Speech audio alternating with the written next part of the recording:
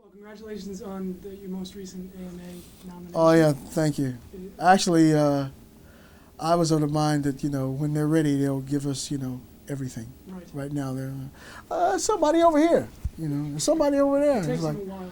yeah, it's like, Catch up. well, if we're gonna get practical and take all the publicity and the hype out, what name would we call? Isley. So they'll get to it eventually. Especially Dick Clark too, having an association. My brothers were on those bus tours with Fabian and Connie Francis and Frankie Avalon. Those are the good old glory days of rock and roll in America. Just before Elvis Presley was in the Army and all that, or maybe while Elvis was in the Army, I don't know. But those are the good old glory days that, Buddy Holly and all of that stuff that they, work for those folks. I think naturally it leads into my next question, which is, who's the first guitar player that you heard that you remember hearing and thinking, what is The this? first What is guitar this? player Yeah. Caught your ear. was somebody named Jimmy, and it was Jimmy Dodd on the Mouseketeers. Proverbs, Proverbs, they're so true. Proverbs tell us what to do. Proverbs help us all to be better Mouseketeers. And then I saw him playing that, and I said, he's faking it. He's not playing. As a 4-year-old, a 3-year-old, or whatever it was, when I saw him do that, I was like, man, that instrument looks really hard to play. His hands are moving and making unusual shapes and all of that stuff. He was the first one.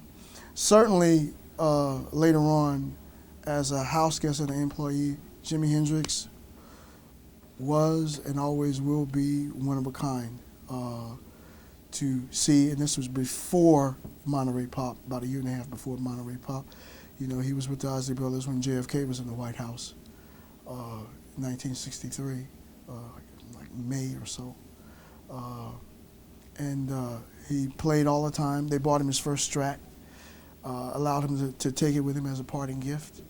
And, he'd be shocked because, weren't you playing kickball?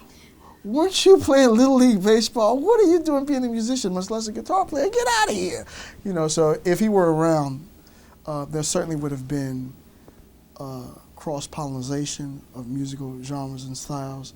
And there's certain things that I can hear in his stuff that he was listening, from his association with the Isley Brothers. I think I read somewhere that Joe Satriani said that the day he heard Hendrix pass away, that he basically thought about giving it up, about quitting. Well, what was that moment like for you? And in I terms was- of your development as a guitar player? I was coming down from a music class, actually, at college. And that was 1970.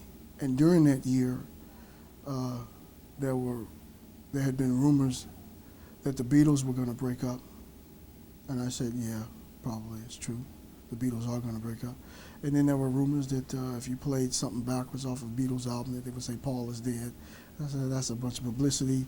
And the folks at the record company are trying to generate as much juice out of this thing while they can before it finally goes kaput.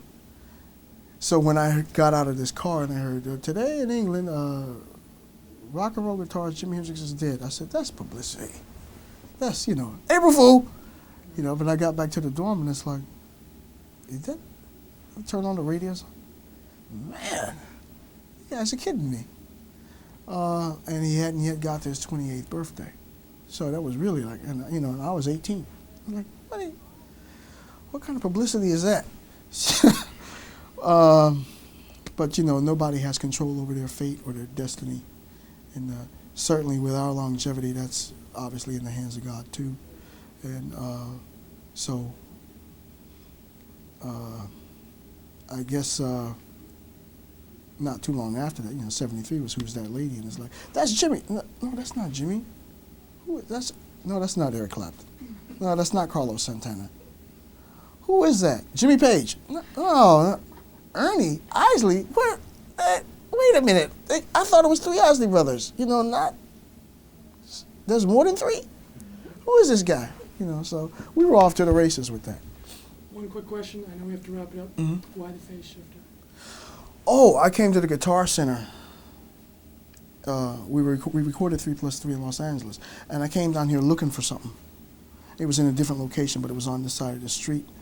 And I came in the store and I asked for, let me see what you got. And they brought out all these toys, and I plugged in the Strat and I started playing with Fuzzbox, and I said, yeah, I like the sound. It was like a sweet, almost like I would think like a warm honey sound that it has on, the song Who's That Lady.